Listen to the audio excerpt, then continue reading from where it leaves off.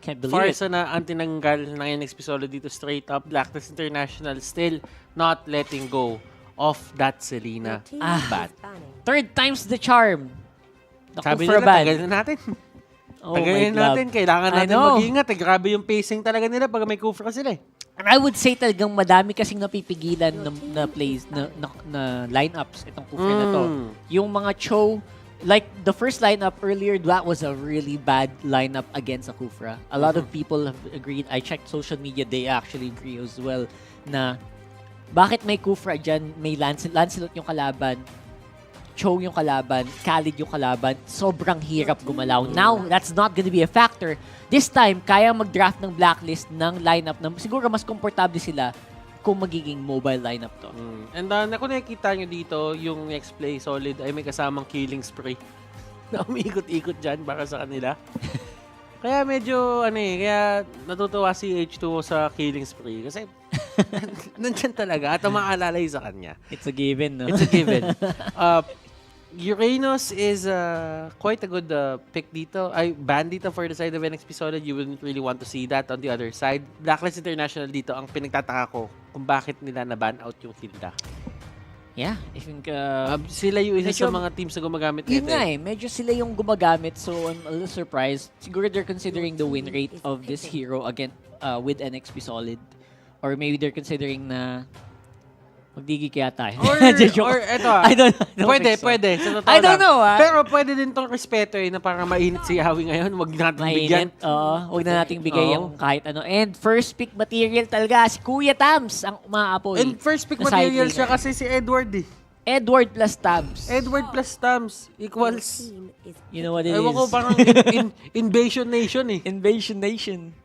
I think he's one of the most aggressive Tams players din naman sa liga natin. Hindi makakaila. Madami siyang tinalo na Tams player sa off-lane na talagang straight up kaya niya mangmama talaga. And on the other side, it's actually a consistent pick din for NXP na nakuha nila, which is itong Khalid na to. Plus Rene J on the Cho, you can't go wrong with this as well. It could be a tank na choke. Pero, I agree. Knowing kung paano tumatakbo yung pattern or drafting sequence dito ng NXP Solid, this is probably gonna go to Rene J. Pero alam mo, Blacklist International, sabi nila, taka na, akailing. Yeah, this is going to be one... we've seen this work. We've seen this work para sa Blacklist, no? Napagana nila to ng maayos in the previous game. Kaya napatagal yung game na yung nalaro. Yung nang matagal. Pero this time, hindi na Lancelot yung poprotektahan ng Akai. Ling na. Which is great. Kasi a single Hurricane Dance kaya man-nullify yung magagawing anti-Ling plays ni Rene J. Or kung si Rene J man gagamit to. Same with actually a lot of crowd control. So, Ling plus Akai is a great combo na kayang mag-sustain kahit sila lang ang magkasama. Kailangan iwas ng NXP Solid tong Alice against the Tams. This isn't really the best. We've seen this fail ilang beses na. Pang ilang beses na. Diba? We've seen this matchup not go to the favor of Alice talaga. Kahit last game, natalo yung NXP, pero lamang pa rin si Rene J on that FAMS versus Alice. Right? So it isn't really the best position kasi after yung flowing blood, ano yung next? Exactly. Ay, sobrang spammable kasi ng kit neto ni Tams. So, without the flowing blood, hindi ka talaga lalamang doon. And may tools din kasi talaga si Fams pang habol sa Alice even if mag-flowing blood ka. So, it's gonna be a very interesting pick here. Whether or not kaya niyang iiwas ng lane itong Alice. Pero, sino ba itatapat mo? Even the Khalid's gonna have a hard time against this. Yeah, that's true. Pero alam mo yon, it's better to choose. Sabihin na natin, parang lesser evil na lang eh. Kung sino yung hindi mas mahihirapan sa dalawa. That's true. Just give the Khalid. Pero alam mo, Deadly Blade talaga kasi sa mga tinitignan kong first item dito para kay Edward at this point in the game eh. Alice, Khalid, parang oras na. It's Deadly time. Blade. Yeah, it's time to go for Deadly Blade. Pero alam mo, Valir and the Chango, tinanggal dito ng side ng NXP Solid. Ayaw nila ma-push back din dito yung Alice. So, ang ginawa nila, kunin natin yung backshot to lessen yung mga threat. Yep. Para For dito sure. sa Alice na to. Kasi yung Valir, natutulak siya. Yung Chang'o, ang hirap hulihin. There could be a time na Meteor Shower yung panglalaban nila dyan. And yung Baksha mismo innately is a good counter for these regenerating or sustained heroes. Puro sustain nga, no? Puro sustain region nga yung nangyayari natin Pekings ngayon eh. With the Sicilian though, finally, someone other than Onyx PH gonna be picking this up. And it is in a very high level match. So this is going to be interesting. Ako, iniisip ko na ngayon for NXP Solid, it's going to be the Kag eh. Kagura na ba? Oo. I think Kag is a good... Well, nakuha na si Popol and Koopa. It could be a Kag. We're still looking for a Chester hero here.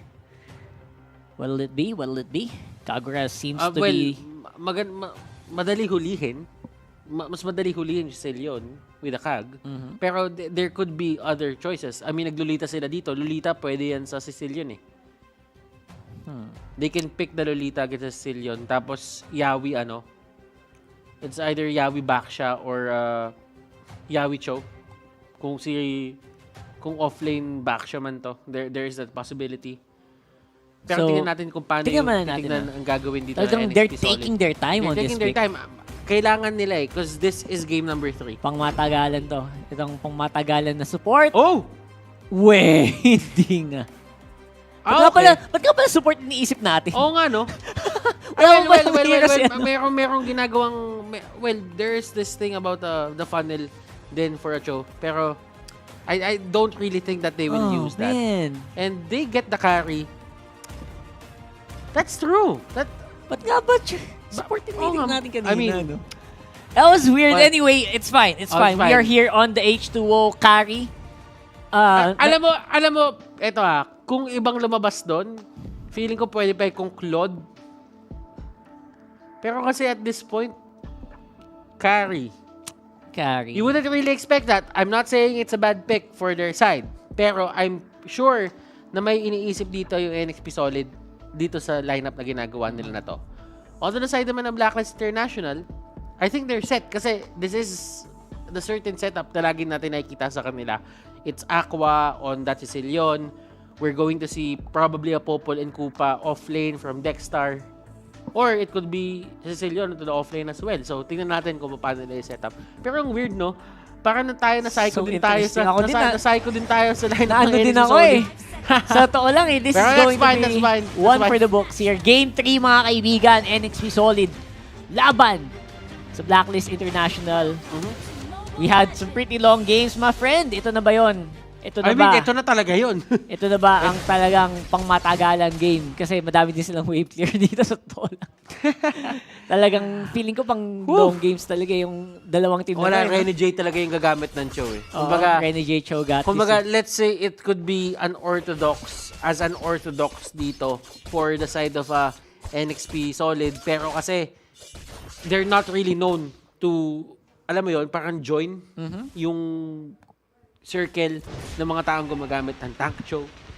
Kasi meron mga silang kill crit na pinipik eh. So, NXP Solid, they're sticking with their comfort picks. And you know what? That is really good for their side. Kasi sa totoo lang, as long as you're comfortable and you're playing at the full potential, that's better mas sometimes. okay na rin yun. But still, Blacklist International dito, I think they're really set on just getting this early game. I mean, the carry right now, yes, it's not picked as much, pero kasi there's this certain trend kasi ngayon sa mga side ng Blacklist International na for the funnels, you really have to go for those heroes na pabilog yung damage output.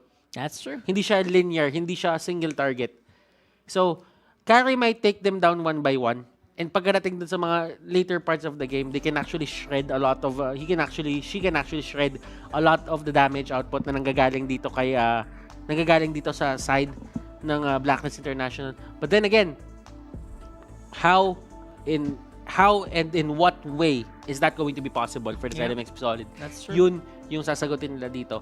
Blacklist International, to be honest, it really just boils down onto playing that certain simple setup na ginagawa nila kanina. Just get the pick-offs, let full clip shine, and dun sila mananalo. Will that happen here? Most likely. Kasi it's you know what? It's a Ling. We've seen full clip na kahit Eagles, nababagaan niya yung Ling. Like, I think that happened kanina din. where hindi naman dapat siya sobrang lumamang against with the 1v1 matchup, especially against a Lancelot, especially yung may hawak pa ng Lancelot na yon is si H2O. Diba? So, pero he was able to make it work, and especially against a carry, it will be easier for Full Clip. Sa totoo lang, sa laban na to. Kasi there's a reason kung bakit hindi din masyadong pick ang mga marksman. Actually, narinig ko, pumapalapak yung mga marksman nun. So, eto may fun fact tayo dito ngayon, Rockheart. 96 kills na si H2O sa buong MPL Season 6. Kailangan niya na lang ng 4 na kill para makasama siya sa 100 kill club. Sino yung mga nasa 100 kill club? Si Drix tsaka si Carl. Si Drix ng BSB, si Carl ng Bren, tapos ang susunod doon si H2O. Si Full Clip naman needs 12 kills to reach the 100 club, the 100 kills club. So, a lot of things are really happening. And we're only halfway through the league. Sino kaya mauna makatuhan? Kaya yung gusto ko malaman. So, yun yung mangyayari. Malupit. So sa ngayon, again, chill lang tayo muna mga kaibigan as we are in a bit of a technical pause. Pero we will be coming back soon pag tayo ay ready na. And nag-iinit na ang ating mga teams for sure. And we're trying to make them play in the best condition possible. That's true. Especially in terms of diba, yung network latency, dapat lowest ping lagi, mga ganun, diba? And use this time to strategize. Yung pause na yan, tingnan mo, mag-usap lang talaga sila. Parang sinasabi lang nila MB. Ganito gagawin mo, pre, pasa mo yung bola agad kay Rene J. Pasa mo yung bola kay H2O. H2O, never hesitate. Never ever hesitate on the jump shot. Yes. Ayun, nag-usap-usap na sila dito. And look at Chester dito. Kahit sobrang baba ng buhay nila, they will still go for that steal on that bear. Alright. And they actually are going to have... I'm surprised na wala masyadong invade na gaganap ngayon. Simula kanina, pansin mo. Talagang both of these teams have such high respect for the security. Yung security guard. Talagang ayaw nilang lumagpas security guard masyado. I'm surprised by hindi naman sobrang wala Sinabi ko lang there's like less amounts of invades that are happening recently in this matchup. And goes to show yung amount of, yung pagkakabasa nila sa kalaban nila is both of these teams are starting to work towards mid to late game na lang. Yeah. Wala nang masyadong greedy for the early game. Alam mo yun, kumbaga, kasi, yung setup din kasi na NXP Solid dito, they can't really go in for game number 3 dun sa may area na yon for the blue buff. So right now, nahuli nila si Eson and this might be the first blood of the game. Tignan natin, MB is actually there. Flicker and catches Eson. Aqua as well. Pero tignan natin dito kung paano aalis si MB. The ultimate coming out from Aqua talagang pinofocus si MB. One more hit. That could be it. Full Clip dito with the execute cleanup crew. Pumasok na lang siya. Nabunggo siya ni Yawi dito. Tempest of Blades. It's there. At mapupoke niya pa ng isang beses Chester. That is going to be your trade para dito. Akala ko takas na yun Actually, it looked like it was going to be an escape and Full Clip was going to be necessary to clean that up. Sabi kasi kanina MB siguro, ganito mag-first blood, tas ang problema na counterplay lang. Pero again, it looks really good so far for both of these teams. I would say na yung Turtle is going to be the next, I think all into dapat for Blacklist. They need this Turtle either on... Oh my gosh. And they have the, they have the priority. They have the priority kasi may retry sila They have the better early game as well. Walang retry dito si H2O. Unlike dun sa mga former games, yung previous games na meron sila dito sa series na to. But let's talk about that later as Yawi is just tanking up everything. Tingnan natin kung sino nga ba makakuha neto. Will the retribution count? Yes, it will. Ultimate dito. Flowing blood. Kailan papasok? Hindi nga ipipilit. And that is going to be a win for the side of Blacklist International. Ayaw talaga. And to be honest, you hit it on the dot there. Yung power ng Blacklist on the early game is going to be on Full Clip's retry, which is hindi naman basta-basta... Alam mo yung pag naka-purify si carry, it's not something you can use right away in battle. Especially when taking those big objectives. So, ang plan nila dito, for NXP Solid to get objectives, they need to zone out. They need to win a team fight muna para mas konti yung magiging aagaw. Napaka-importante ng pick-off. Napaka-importante Pick-off ng pick-off para dito sa for the side NXP. of NXP Solid. Pero, ngayon kasi, kung titignan nyo yung lineup nila, since wala silang retribution, they have no priority whatsoever doon sa may mga turtle, doon sa Lord as of now. Maybe later if they win fights, pero kasi retribution isn't really everything. Kumbaga, it just sets you up para doon sa mga certain fights na mangyayari pa sa mga susunod na, sabihin natin, sa mga susunod na oras ng game na to. Right now, 5 minutes into the game pa lang tayo, we only had our first turtle take dito for the side of BLACKLIST International. NXP Solid, they're really taking their time. Kumbaga kanina, aggressive talaga sila to take the fights dahil naka-lance. Ngayon naman, since nakaka-carry sila, pacing lang. Hindi pwedeng masyadong action. Hindi pwede. Hindi pwede. They need to slow down as much as possible. Pero looks like BLACKLIST naman gusto namang dumire-diretso sa labanan. With full clip getting another kill there. Orange and turtle buff on this link is just so good. Oh, pero doon sa may baba, nakikita mo naman dito, nakaalis na si Edward agad-agad. And that is going to be the certain advantages of winning or having a better hero para doon sa isang side lane mo. Kumbaga, nagkakaroon siya ng priority din doon para i-take down yung turret. And right now, NXP Solid, may access na yung BLACKLIST International dito doon sa may purple buff area nila. That's right. And the buff's gonna be important, but ito ang mas importante. Itong turtle buff na to, pasok Chester into the Raging Sandstorm, not gonna be hitting anyone. Ang away ngayon is on! The turtle secured once more by full clip, at ito na ang big team fight. Masakit sa likod si Aqua. And si Eso naman hindi na kayang tiisin ang bawas din ng NXP dito. Lalaban at forward si Yawi. Disengage muna. For the meantime, it's a 1-for-1. Turtle on the side of BLACKLIST. Okay, good yung ginawa ng BLACKLIST International doon. Alam nila may priority sila, kaya pinilit nila yung pag-take ng turtle na yon. Ang ginawang tama doon ng side ng NXP Solid is they take down full clip agad. So, ibig sabihin yung turtle buff, naglaho lang. Tama, tama. So, hindi rin na-utilize yun totally. So, deny kumbaga. Deny. It was denied. Nakuha yung gold pero denied pa rin. Exactly. And top lane naman, makuha ng NXP Solid ang Torre. Pero lang laban, titignan natin kung sila pa rin ang makakuha. Pasok naman si Chester. And Chester dito, siya ang naipit sa may gitna. Yawi dito, will he get caught out? Naklap yung gulong. Nakalap yung gulong. Nakalap yung gulong. Hindi, matibay na gulong yan. Matibay. Matibay na gulong yan. Hindi mapaplat ng basta-basta yan. Oo. And I think that's fine.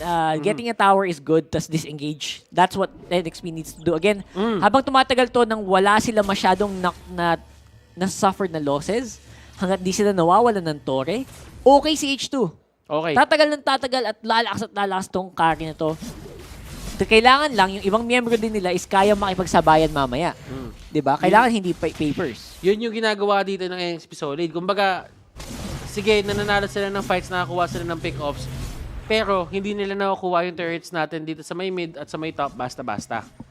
So, there is time for NXP Solid to react. Katulad nga nung game number 2, sinabi natin na if nag-scale dito si Alice, magiging malaking problema yon sa side ng NXP Solid nung game number 2. Tama. Ganito din naman yung sitwasyon ngayon. If mag-scale tong Alice at nakuha niya yung souls na kailangan niya to get to 50 stacks, Nako, yun na yun. that is going to be the start ng pagkakaroon ng problema sa isang Alice dito. Neson, hinahabol ng gulong na may tinik. Makakatakas ngayon, hindi. Full tip going on the chase though for carry. Temps of Blaze going out. And nahila silang lahat ni Kuya Aqua. Dexter very low as well. Pero si Tams, Pero si Tams nagtatrabaho sa baba. Ako po, hindi napapansin si Kuya Tams. Edward getting a lot of gold as well. Pero, maganda naman sa NXP. Ito yung sabi natin na condition para magkaroon sila objective after a team fight. Plus, wala sa posisyon ang kalaban. Nakuha nila ngayon ang turtle. Okay. So, hindi yon totally on the side of BLACKLIST International lang kasi nakakuha sila That's right. ng turret sa may baba. Na-convert naman ng NXP Solid yon into that turtle. So, sabihin na lang natin, in terms of map control, I still favor the side of BLACKLIST International just because there is much room to move on. For NXP Solid naman dito, they can survive the next few fights na babato sa kanila ng BLACKLIST International. At least with H2O, with that turtle buff. At, di ba? Buhay pa yan. Mabubuhay siya. Oo. At mabibigyan siya ng extra protection na kailangan niya. Yep, ang problema lang is Chester did go down here on the mid lane, so baka maging problema yun for later. Pero wala namang immediate threat mula sa Blacklist sa ngayon. So, Okay ka hintayin lang. lang natin. Okay ka lang. Yeah. Hintayin lang natin kung may magagawa ba yung death ni Chester na yun. Oo, Kasi pero Blacklist right now, they're just taking it slow as so, well. ba, nagkakaroon din ng away dito. It is going to be the carry. Renegade dito, H2O is the target, and H2O Renegade Yan na nga ba? combination. Pinapakita na nila yung pangil nila dito. Yan, nagsosolo pa si Full Clip. That is not ideal Actually, considering Edward was down already. Actually, hindi naman hindi naman nagsulo si Full Clip.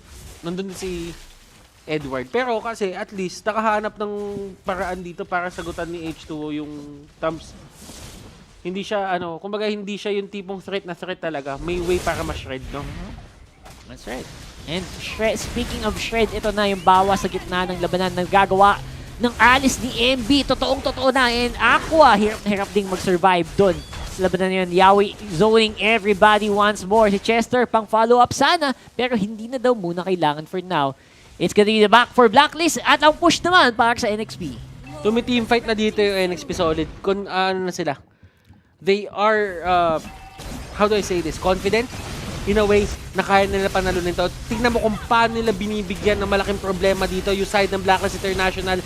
H2O dito, hindi nila maabot totally to take him down. Yes, damage is there, pero kasi kinakapos. And H2O has finally joined the 100 kills club in the MPL PH Season 6. Yes, that's using Akari pa. Kailan tayo makasasali dyan? Pag Sa MPL nga, hindi tayo kasali sa Pag esports. nakapaglaro na, oo. Someday.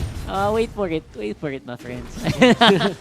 Kuya H2O, galit. Going for the chase onto Eson. Hurricane Dance, makakalagtis kaya? I don't think so. And he will go down to the power of H2O. Oy! Dadagdag pa! Nagkaroon pa ng shield? That is the passive ng isang Akai, by the way. Kapag siya ay gumamit ng skill, nagkakaroon siya ng armor. Kala ko makakatakas na shield. din eh.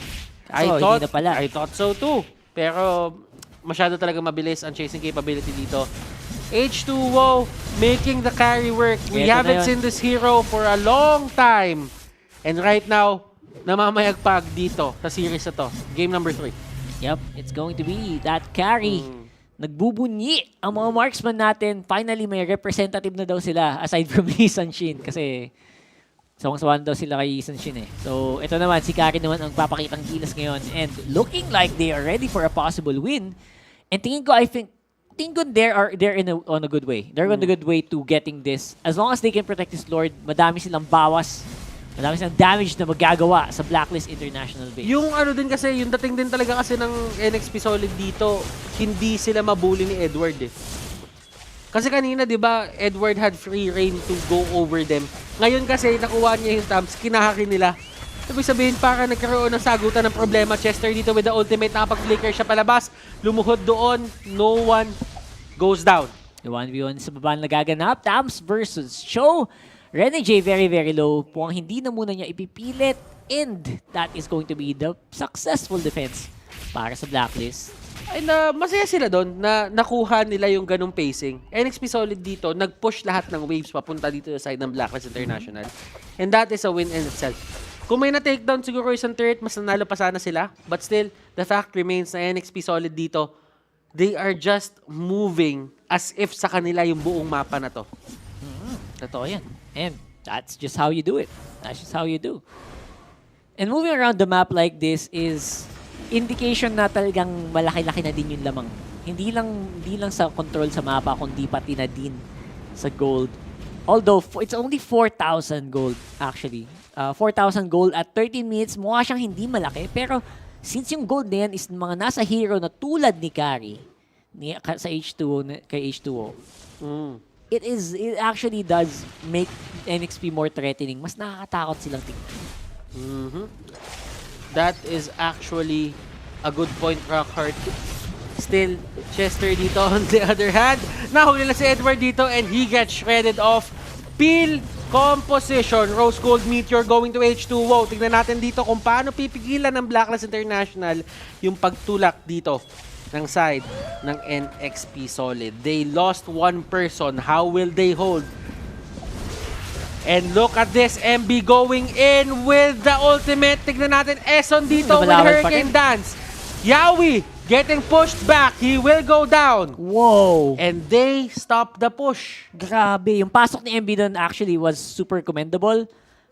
Pero for some reason, they had to pull back. Someone ordered to pull back from there and he had to walk pa atras. While the rest of his team just suffered so many hits. So many turret hits as well. Let's go and look at the replay dito. Hashtag Shave the Day on the Gillette Instant Replay. Maganda yung pasok ni Yawi kasama si MB. Pumuwersa na pa-forward pero looks like ang naging problema dun is they were trying to look for Full Clip who was in the Tempest of Blades at that time. And si Chester, napakababa din dun sa laban na yun. That's why they needed to back off. And that was the Gillette Instant Replay. Hashtag Shave the Day. Rockhart, pacing ng game natin ngayon. Carry is doing work. Yeah, he actually is doing work. H2O, 6-0-1-4. Kahit na medyo nag-fail yung ibang team fights nila, they're still making it work for H2O. He's not suffering any...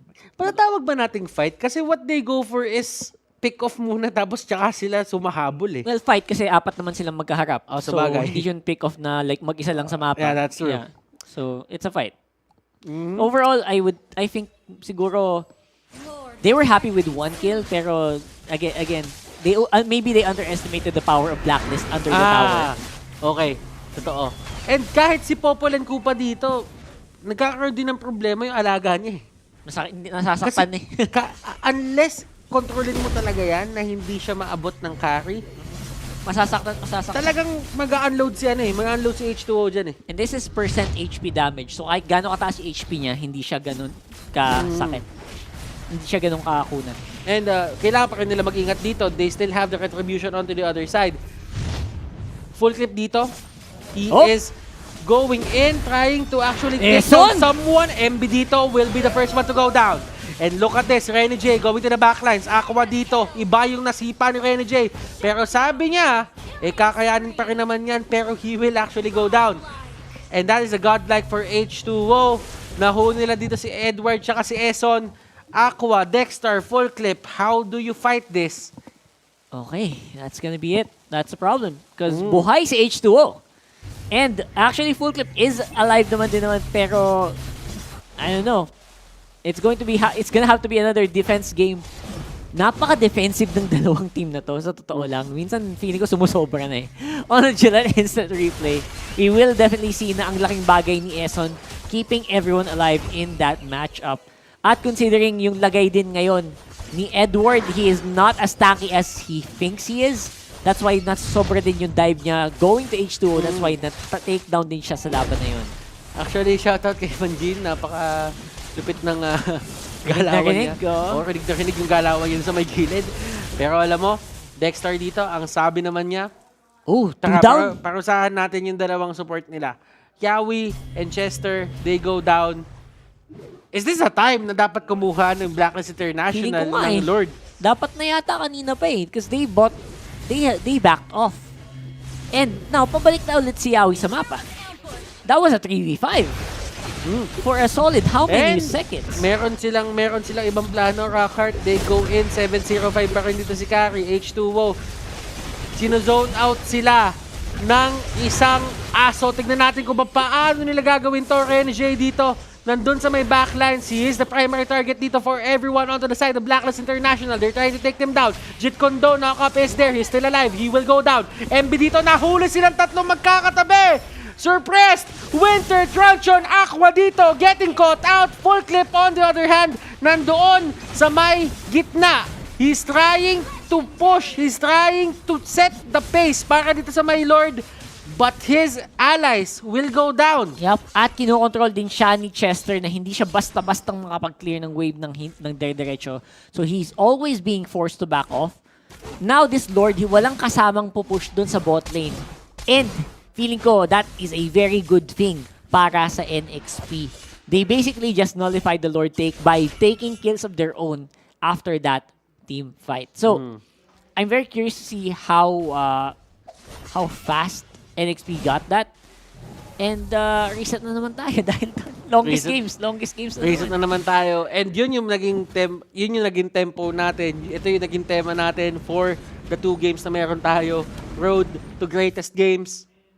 And Kung mabilis tong game 3 na to, anticlimactic yun. Sa bagay, nga eh, no? Napaka-weird naman nun. Parang minadali. Kung 12 minutes, tapos agad. Hindi! Sabi ni Ginoong Valdez, todo na natin to.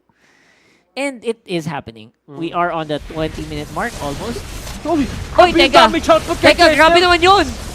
Ayan, Raging Sandstorm palayo, pero nasunog na siya ni Edward with the Molten Sights. Tower goes down in mid, and they are now collapsing onto the middle of the pit. Nahuli nila si Full Clip dito, Rene J, with the heads-up play.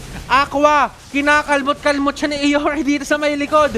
Pero Eson, siya ang susunod na tutumba. Rene J, talagang gustong-gusto niya dito makuha si Aqua. He will go down as well.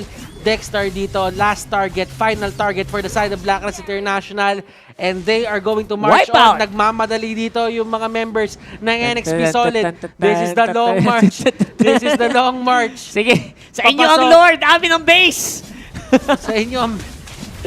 Oh my goodness, NXP! Oh my God, Sa NXP. haba-haba na nangyari, they return the favor.